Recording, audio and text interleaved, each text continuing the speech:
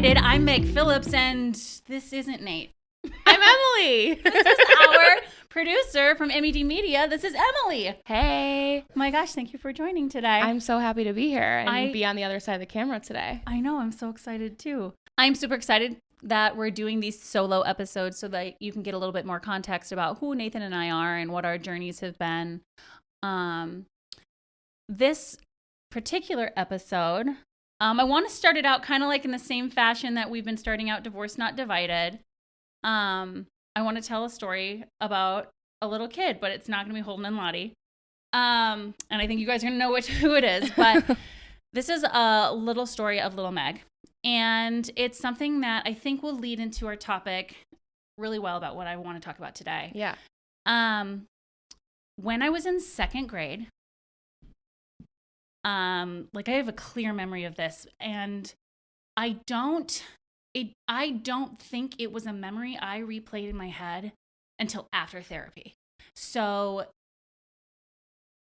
but it's always been there because it's so clear. So it's interesting that wasn't something that I thought ever about until therapy. Yeah. Or at least consciously. Just the way you're thinking about it, you mean? Or even the memory would ever pop up for any reason. Oh, okay. And now it's incredibly important to me. Okay. But it was down there as, it was lock in a locked box. Second grade, I was standing in the hallway, and there were only it was a pretty small elementary school. So there were only two of each class. So two second grade classes, two first grade classes, right? And I remember lined up against the wall in the hallway, and we were pausing to let another class walk past us. Okay. And I was in second grade, and it was a third grade class that was walking by. And I remember this little blonde girl walking by, and she was 1 year older than me at the time, because I'm second, she was third. And everything about her outfit, everything about her hair, it was curly. And I remember standing against the wall as a second grader going,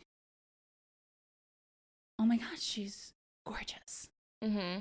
And then I remember being like it was a new feeling, which makes sense. Second grade, you start having crushes. Yeah, and for very sure. obvious, you feel something giggly about them. Mm-hmm.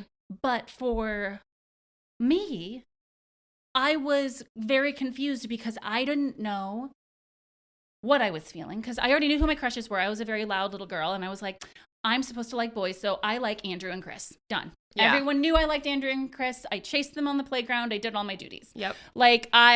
Boxes checked. Yeah, yep. Those were my crushes. Yep. So I remember going, why does she stand out to me so much? Mm-hmm. And at the time, this was it, the origin of it. I dubbed, I guess she's just a special type of pretty. Okay. Okay. Understandable in the second grade mind. Yeah, she's a special type of pretty. Now, what's fascinating is all the way up through college, when there were those girls, and I would just be like, I guess she's just that special type of pretty. Since then, the special type of pretty. Okay. That's the vocabulary. What's incredibly sad is I think everyone figured out already, I had my first crush.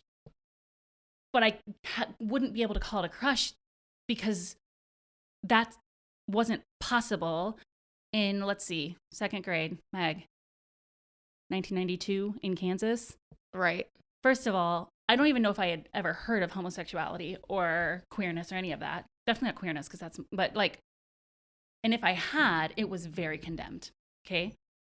But I also didn't know until middle school, high school, that girls could be gay. Oh. That was middle school, high school. That makes sense because there's a different word. So there's a different word.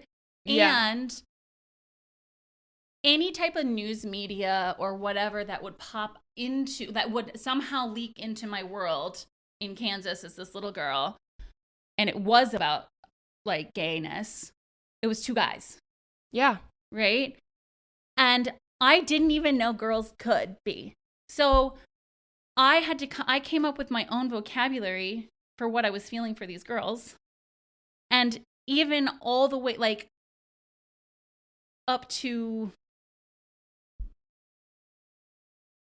like, even when I did realize girls could be gay, I didn't realize that my special type of pretty, like, there was no connection there. So I want this episode to be about repression and how it specifically affected me, and how it very specifically and very clearly affected Nate and my story.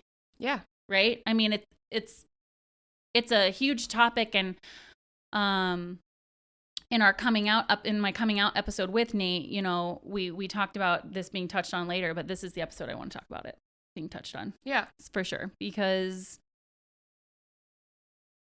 I think a lot of people have questions. In fact, do you have questions, first of all, to start off? Well, to start it, because No, I love that. I think that everyone has gone through like the elementary school crush and like can definitely understand where you're coming from, of that like physical reaction of like, oh, that like gives me butterflies or whatever. Right. And it's like interesting that you felt that and still like didn't know. My question for you would be like, did you ever feel like you were a special kind of, like, I know obviously that it's like that it was a crush, but did you ever feel like you could be that special kind of pretty, like, for someone else? Do you know what I'm saying? Like, if that was kind of your mindset about it, or like you just weren't in that? No, that in fact, you just like, no right now I discovered that no. I mean, now I do, but like, yeah. No. There was no part of me, because even when I dubbed it as that girl's a special kind of pretty, I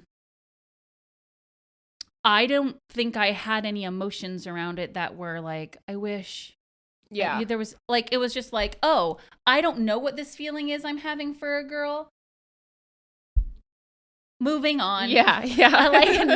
Yeah. And that's part of the repression, is I didn't take time. Yeah. To process or think about it. I mean, when you're little and it's not in front of you at all, you don't think about it. I think what's just sad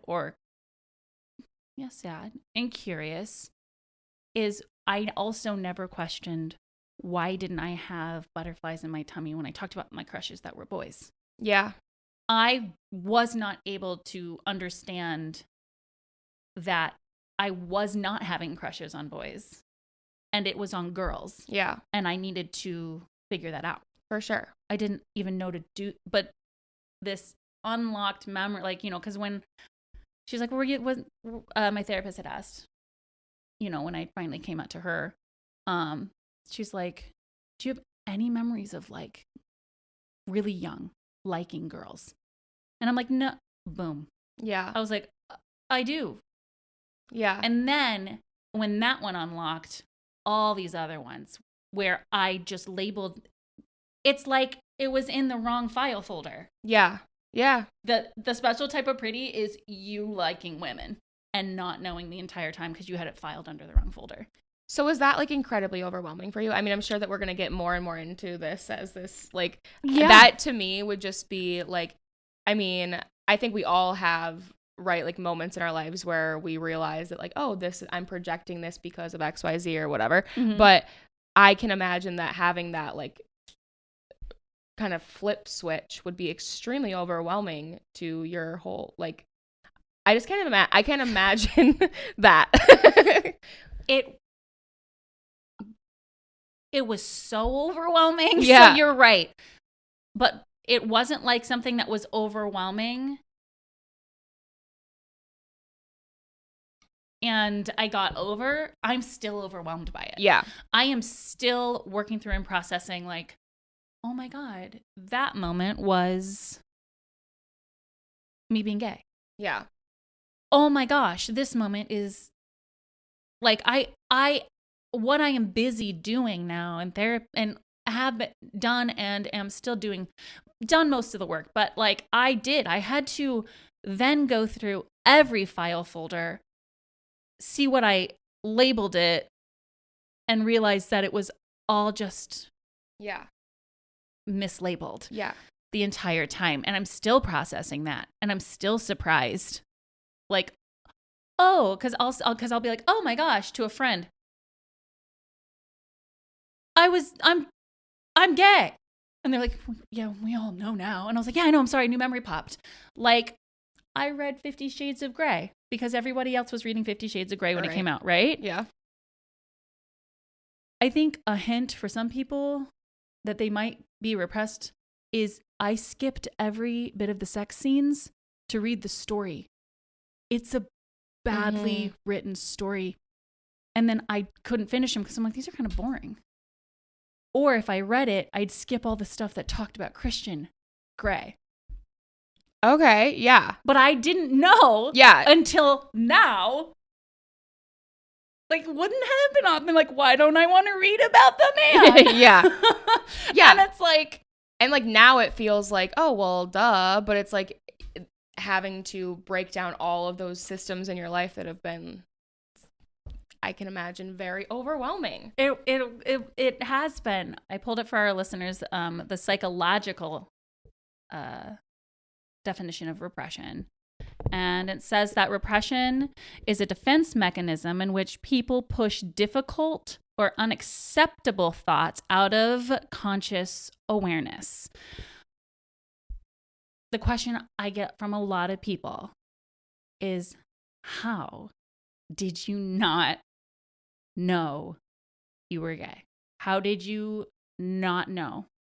And then, that steamrolls into, like, how did a marriage last for a decade? And the best way to respond to that I've found so far is I just say I actually was repressed, and I say it's a true, diagnosis. Is a true thing that people do. Is our psyche, our brains can hide a lot of things from ourselves, for sure, to protect us and to keep us comfortable. And people, there's, I'm again, disclaimer, I'm not a psychologist, so what I'm saying is how it affected me, right? And neither am I. Right. Neither am I, just for the disclaimer. But I know, a lot of people experience repression when it comes to like traumatizing events or situations where they'll repress it because it. But I think with mine, it was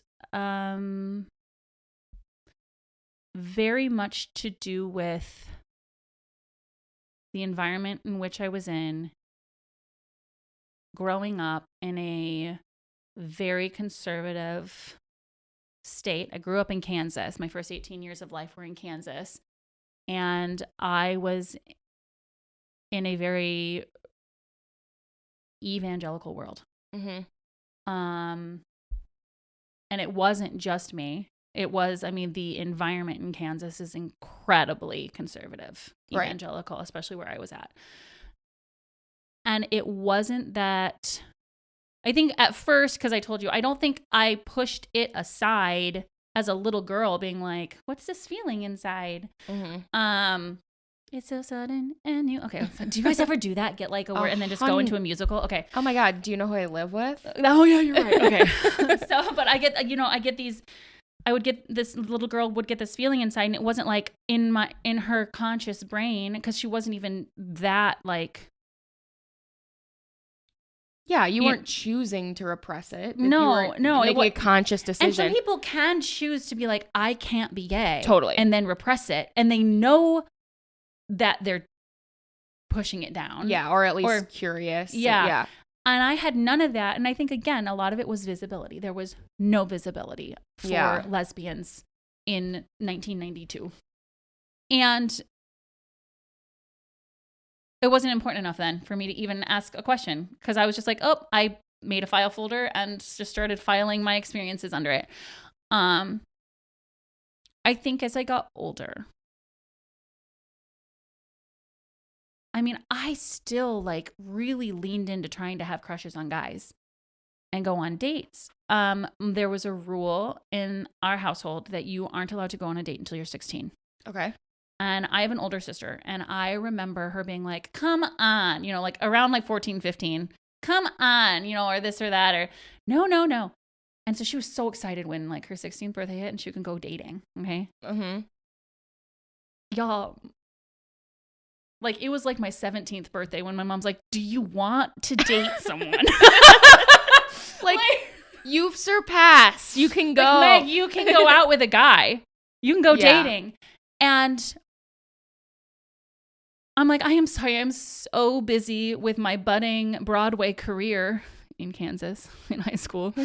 And I just was loved the time with my friends. And I had whenever I thought I had a crush on a guy, I decided I didn't like dating because whenever I went on a date, the feelings went away.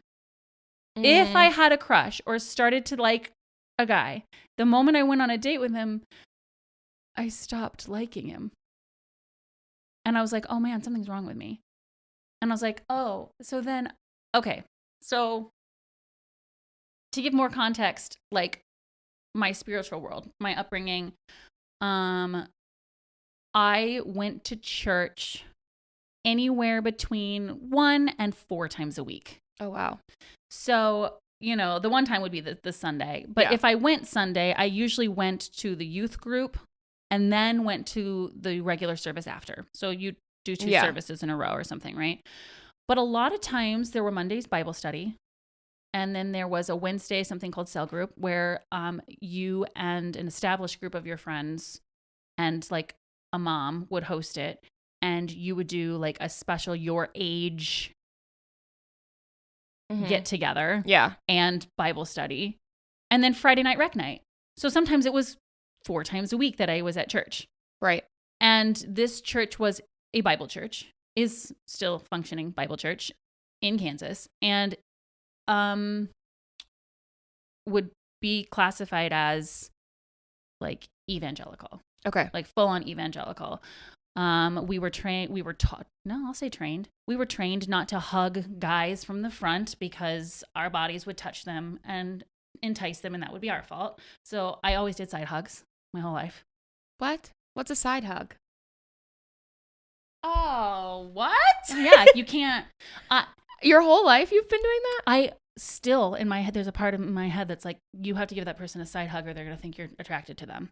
Oh, wow. Okay, so yeah. So now we're getting into some of this for you, okay? Ingrained in your brain. Right, and that's not the only thing they ingrained in our brain, okay? That's where I'm going for with this, is the rhetoric of just purity culture.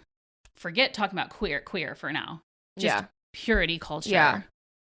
Your role as a female in an evangelical church is to be 100% pure on your wedding night, right? Mm-hmm.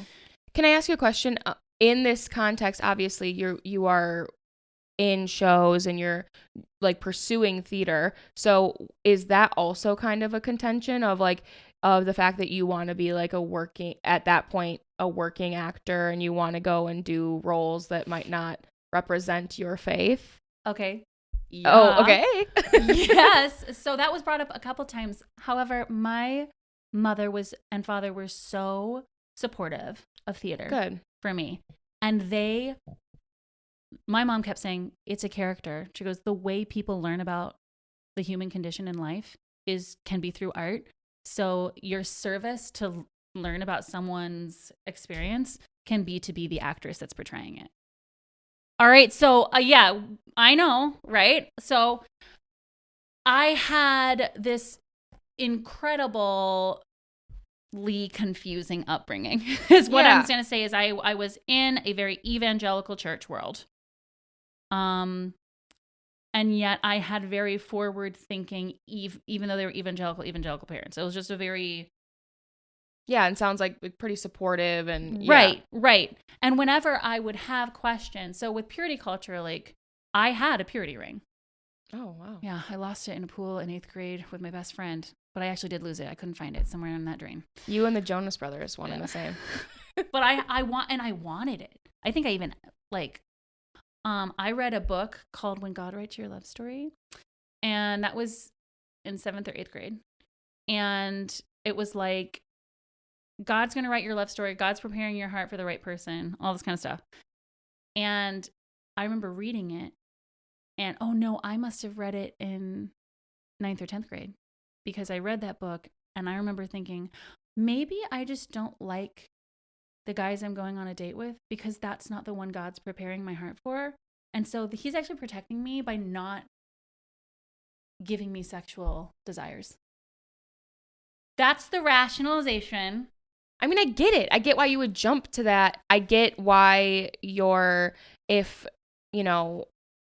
and I am not very religious. Mm-hmm. So this is a perspective that I definitely do not have at all.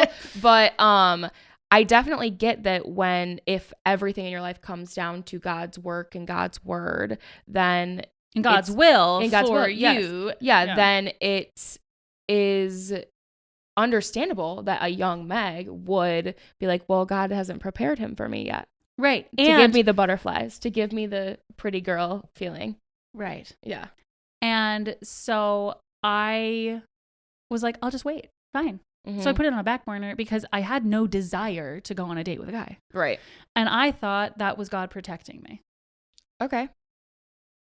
I mean, I think I wrote it somewhere. I remember writing it somewhere, and I don't have that journal. I do have a couple of journals today. We might dive into them. But like the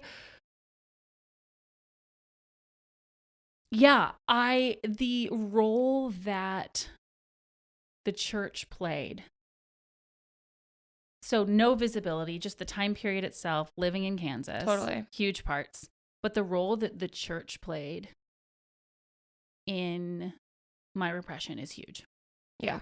And what's so curious is when I was on the brink of, I'd say like death, because there was so many suicidal thoughts near that end. Yeah. Like before I decided to leave Nate, and to actually move forward. I had to really come face to face with my sexuality, because I want to stay linear here, but I had to come face to face with my sexuality. And even though up through like until college, I had no idea. It was like true repression, like blind repression. Like there was no idea. Yeah, you were dumbfounded when you found out you were lesbian. Yeah. And it started coming through in dreams in Los Angeles after I was married. Oh, wow. And it was just lots of dreams. And Nate and I, kind of touched on that. But like it was those dreams. And then it was like, then the question started becoming pounding in my head. Yeah. And it was the kind of cyclical thinking and the pounding in your head that would like drove me to a mental health facility. Like I could not. Yeah. Because that thought, and this is where the church plays into what feels dangerous to me almost, is I was so afraid that if I was gay and if it was true, that I was going to go to hell. So I was so scared of losing my everything, because it's what I was raised with, it's what I believed. And I was so afraid of the people that were going to tell me that, because they're right. If I'm gay, this is bad. And I was like, so the battle in my head was I wanted to die not being gay before I'd ever think about coming out to anyone or to be that kind of abomination, which is the words they used. It's the words they use, right? And so I finally did face it. And then I had to face like a divorce, and I had to face the coming out, and I had to face hating myself and being a bad Christian. And I had to face like, it was so, and people try to tell me it was a mental health diagnosis, well, maybe I was just given circumstances that no one would be able to hold. 100%. And you want to slap labels on me. I do believe in mental health, but you want to slap a bunch of labels on me when the root to a lot of people's mood disorders and mental health comes down to the fact that they are not, or they are so afraid to be seen, and they don't even know that what they're really seeking is to be heard, seen, and validated, and told that, like, you're okay. Yeah. And these systems that people are a part of and they claim are your like saving grace are also the same systems that can kill people if they don't follow it. Totally. And not even kill it as in like they stick a sword in you. They just fill your mind with such strong beliefs. So I had to, I guess I had to also then, I was so afraid of hell.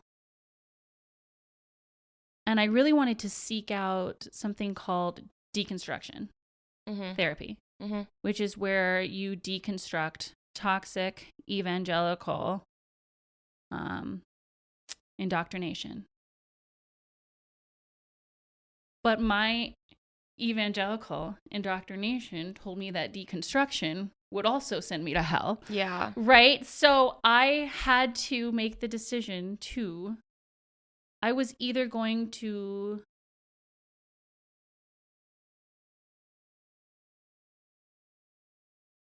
face hell and continue to live it by just being afraid of it. Or no. Okay, I was either going to fear hell. My mind's organizing it. I was either going to fear hell, or I was going to face it head on. And when I decided to face it, I learned I no longer had to fear it. Yeah. I think that's beautiful. I think that's very beautiful. It took a long time and it took a process. There's a phenomenal resource. I don't know if you guys, or if you've ever heard of Mike Mashiro on Instagram. He is a gay pastor, similar situation, okay? Not married, but was a prominent member of a church in California and came out and was just shunned. And he's now a gay pastor who helps queer indoctrinated individuals deconstruct the toxicity of the evangelical church so that you can move forward. And like that process can be like a spectrum of a process, such as you can deconstruct all the way till you don't believe it all. You can deconstruct to wherever you need to deconstruct to. I deconstructed to the point where I am what I call a Christ follower. I don't like to use the word Christian because it actually triggers me at this point. I know there's phenomenal queer loving Christians out there that do not adhere to like that more evangelical mindset. Yeah. But that word still is hard for me because that's the word that I was raised with. Right. So, because I always loved Christ's message. That one always made sense to me. Whenever I was reading words that were attributed to Christ, I felt better. The lessons, everything just seems so holistically perfect for humanity to become better if we followed these words. It's all the other words surrounding it and the rhetoric surrounding it that doesn't even seem to align with the words that prophet spoke. Right. The lifestyle that surrounds it and the societal norms. The dogma. Yes. The things that they put on it. Yeah. Strip that away. And I'm like, oh, I always loved Jesus. That's why it was so hard that's why I locked in so hard, is I love the message of that brown prophet. I love it more than anything. What I don't love is that toxicity that almost took me to my grave, I think. Totally. So when we're talking repression, yeah, I think all the way up until I got married, it was true. I am so surprised. Like, ooh, okay. I skipped how I ended up then with Nate, right? Oh yeah, let's backtrack just a little bit, because I do want to know, you said in LA you were having you're starting to have dreams after you're married. Mm-hmm. So where in this process, right, you go to school, you're starting to meet people, you're starting to see different perspectives of the world, Mm-hmm. and you're starting to meet people who are gay, mm-hmm. and who are trans, yes. and who are whatever, and not like the people that you grew up around or that you were surrounded by when you were in Kansas. So kind of how do you repress enough? And I'm not saying how do you repress enough, because I get it. I hear it. But how do you kind of swallow that curiosity about who you are on the inside enough to date seriously and then eventually marry Nate, who I'm sitting in the chair of today? Yeah.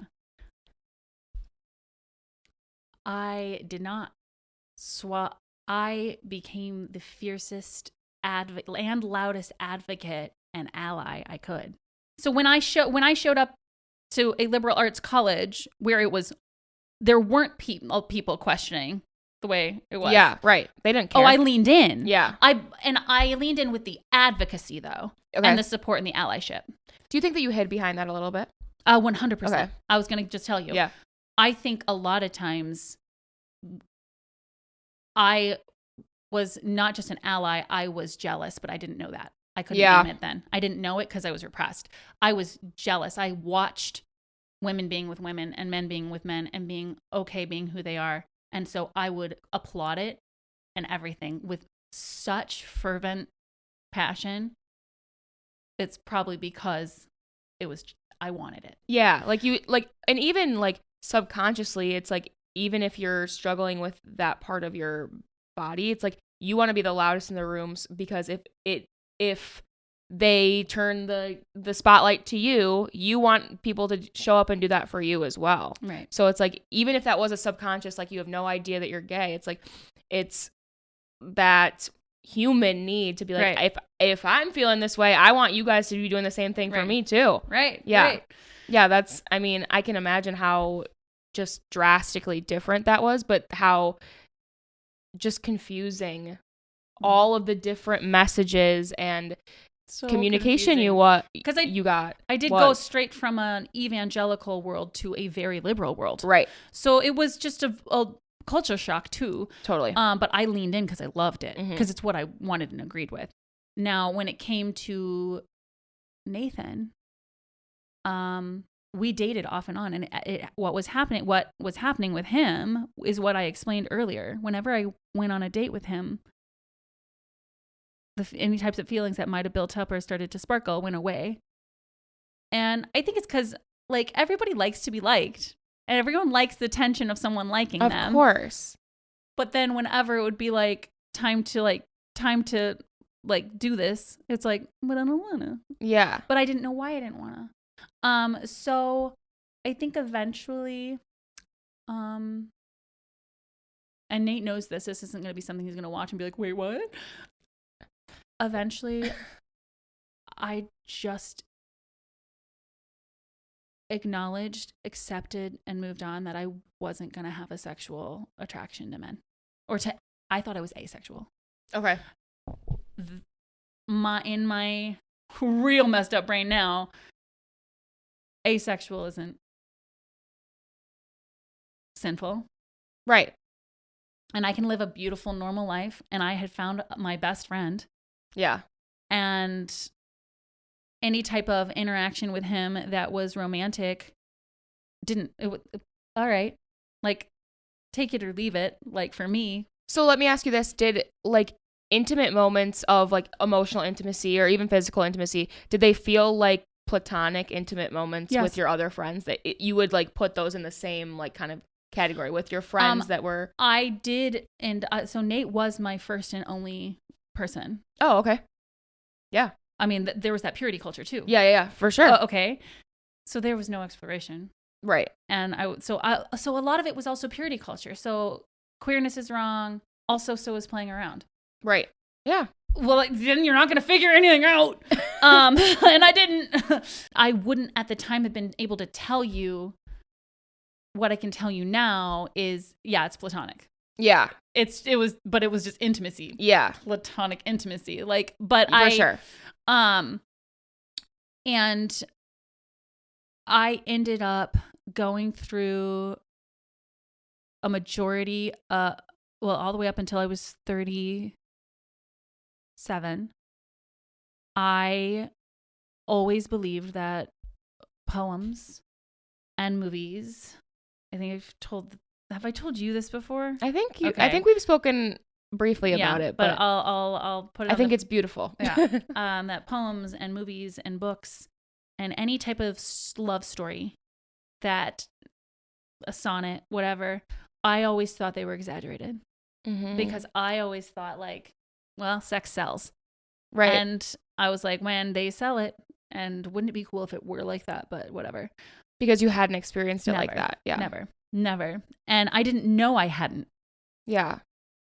I thought what I was experiencing is what everyone in this world does, and that everyone likes to watch the movies because it makes you feel good to pretend that that would exist. When I finally had an experience that confirmed my sexuality, mm-hmm. I was on, they laughed, I was on all floors, on the floor. It was a basement floor, and it was brushed concrete because I couldn't get up. I got up and then I fell down. Oh, because you're so overwhelmed. I was so overwhelmed. And it's like, if I could, if some cinematic genius could please represent this for people the way it happened to me, that'd be great. So listen up, people. Here's your challenge. Lines, like isolated lines from movies and images and moments and clips from movies and poems and plays. Mm-hmm. And like, I remember like a sonnet from Shakespeare hit me, like one I had to memorize, but like they started rushing me, and I was like on all floors and shaking because I realized like in that moment, like, oh my God, love isn't exaggerated. In fact, none of these art forms can even hold it correctly. Yeah. And then like I think I was overwhelmed time wasn't there. Like it was just a moment. I can't explain to you how long I was there. But I do know immediately after feeling all that, I became livid. With yourself? No. With the circumstances that you were fighting against. Livid. I thought, what in the actual, right? Because I had the capacity to hold this. And this is the truth of like, everyone says love makes the world. It does. Like, but like became this sappy, goofy, like, but I was so angry that I didn't know. Yeah. And that's slighted. So slighted. But now I'm just so happy because I'm like living life in a full, beautiful way. It took a long time to get there, but it's those things. It's this topic of repression that's so important to me. And it's so important to, I think, a lot of queer people and a lot of queer people that were raised in an evangelical setting. Because you have to, and I said it before, you have to face your biggest fear to unlock yourself. And then you have to keep putting in the work, but it's so freaking worth it because like no one should steal this from someone, right? Like nothing should keep people from knowing what like love and passion is. So there are those content creators like Mike Machiro. I did life coaching with him. I chose to do life coaching with him. And I worked with a therapist, and I've been reading books, and I'm always reading books, and I'm engaging in conversations. And I think for a while I was scared of doing an episode like this But I guess if you think of it like how I feel like when I was in this evangelical world and I was just this pacing lion. Oh, Glennon Doyle too. Phenomenal content creator. Read her book. She helped a lot there too. But like, and she talks about a cheetah pacing, but like, or a leopard, I think, maybe a leopard, but a big cat pacing, in a cage. Mm-hmm. And when you're let out and you're free and you feel phenomenal and you realize that you could have been living life like this the whole time. I guess anyone that would want to spew the fear of anyone spewing hate or whatever my way for speaking my truth, because there was fear there. Of course, yeah. I all of a sudden saw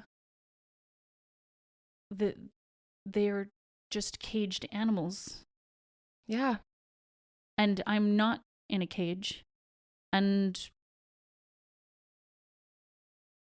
they're a predator, but they can't hurt me. They're still caged. And the moment that they were to ever become uncaged, they probably wouldn't be a threat anymore. For sure. So there's so many things we fear, but if you try to remember that the things we fear are actually still there, the things that are still in cages, and you're safe from it. And it's like, that's why I felt like I really had to let people know this part of my story. Yeah. Because it's why I had to make the step to leave Nate. Not because he wasn't a phenomenal human being, but because I had to live my truth. And I had to do it authentically. And by doing so, it would hopefully give him space to move forward and do that with someone. Yeah. Too. Yeah, I think that's beautiful. I know that I've shared with you too, like one of our regular podcast listeners, hey Sydney, has shared with me just like her coming out experience and how you speaking on this is so important, because I think that it's like life's hard already. Life's hard for all of us already. Divorce, as we've said several times, as you guys have said, and I agree with, sucks. Yes. But to do all of that and then also not love who you are at your core, like I can't imagine how much pain that is. And so I just really applaud you for like talking about this and being open about like having questions and making space for people to have questions for you, because I think that this has been a little difficult, just when people come at us in the comments and say stuff like, well, you need to be able to like collaborate while you're in the marriage and that's what you stay in the marriage. It's like, that's like so invalidating for anyone's experience, right, but especially for someone who did everything they could to be digestible to everyone around them for so long, and then to just want to experience love the way the rest of us want to experience love and get labeled with all these things. Just it infuriates me, but I think it also allows the audience, your audience, to see just how deep and how much you guys really, how much you got through to get to this point. Right. Because it wasn't like, and you guys have and you will continue to dive into, it wasn't all just like we were collaborating. Yeah. Day one, we were good. It's like, no, you had to dissect yourselves, and that's why I like these solo podcast, this solo podcast with you guys too, is being able to have these conversations of like, and really break it down where it's not your former spouse next to you, but it's just like someone who hasn't heard this story, who didn't live through it, who didn't have an perspective on it. So I really appreciate you for sharing all of this stuff, and I just love you. I love you too. I love this podcast is so important. So important to both Nathan and I, because like you said, what's fascinating with these solo ones is people will get the personalized perspective, but we just think it's so important that the context is known. I think that was a little part that might have been missing, and maybe with this enlightenment and understanding, like we could not have stayed together. Absolutely. This divorce had to happen. And because it did, we, after navigating our own hurt, had to turn to each other and be like, so Holden and Lottie are everything, and we are going to move forward together. So how do we do that? Right. And I think also just you as, a young mom too, like this is a precedent. Like you are seeing someone who has had to deconstruct parts of them because of the words that were said to them, because of, the people that were around them, because of all of these factors in their life. So it's even more important the words matter. I mean, Nate has said it before too, but like words matter in how you're speaking to your children. And if this were Lottie in 10 years, you would want her to come to you and talk to you about her heart and about what she was feeling, and you would be able to then help her. Right. Because you had support, but you had circumstances that I didn't even know that I needed support in a certain area. You didn't know how to ask. You didn't know those words. I do have one question for you that I think is very important, and like I'm curious, but I think that our audience especially will want to hear this. I actually have two questions. Okay. Yeah. Okay. One is, what would you say to 16-year-old Megs watching that might have girl crushes, but might be in a situation that they can't tell the people in their life or feel safe about that? What would you say to them if they watch this? Well, I'd tell them first, like, you have more resources than a 16-year-old Meg did with no internet or a dial-up connection. But you have resources. And there are hotlines for we'll put them all in the sources. Yeah, situations like this, like for, queer identity and evangelical and how they don't align. If you are on Instagram, maybe linking into that Mike Mashiro Instagram account, because he does a lot of amazing work that talks about how to move forward with parents and stuff like that. So a lot of resources. And then I would tell you that you are not alone. I would tell you that you deserve space and a voice. And if there's a space that's taking away your voice, you have the right to say, I don't want to go. I love that. And one more is, through this whole process of you coming out, your divorce, what are you most proud of yourself for? Ooh.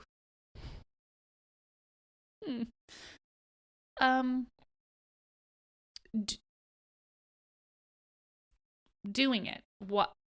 Walking out the door when I knew people were hurting with each step I took. I, for the first time in my life, prioritized my steps forward, knowing and trusting that through the process, other people would eventually understand. But it didn't matter because I had to do something for me. And now I'm able to make choices still that are prioritized for me and my family. And I wasn't able to do that before this. Yeah. That's what I'm most proud of, is I was scared to death and I stepped away. I walked away. I'm really proud of you for that too. Okay. Thank you so much to Meg and Nate for having me on this podcast. I mean, Nate's not here, but we have done a solo with him as well. So if you have not seen that, make sure that you check it out to get his context as well. Meg, thank you so much for always being vulnerable and always sharing with us. Like, I'm just moved by you. I've always been, but yeah. Yeah, check us out on our socials. At Divorce Not Divided Podcast is Instagram, Divorce Not Divided on Facebook. We do have a website, divorcenotdivided.life. Please check it out. That's where we're going to be linking some resources. And if you have questions, or like this is a space to continue the conversation and open this discussion with Meg directly. So please send us those questions, send us emails, send us DMs on any of our platforms, and we will get it to Meg so that she can touch on it more if you need this space to show up. You have a safe space here. Because nothing would fill my cup more than to support someone who needs it. And if you need some support or finding ways to take that first step to make your life your own, like, please let me know. I want to help. Okay.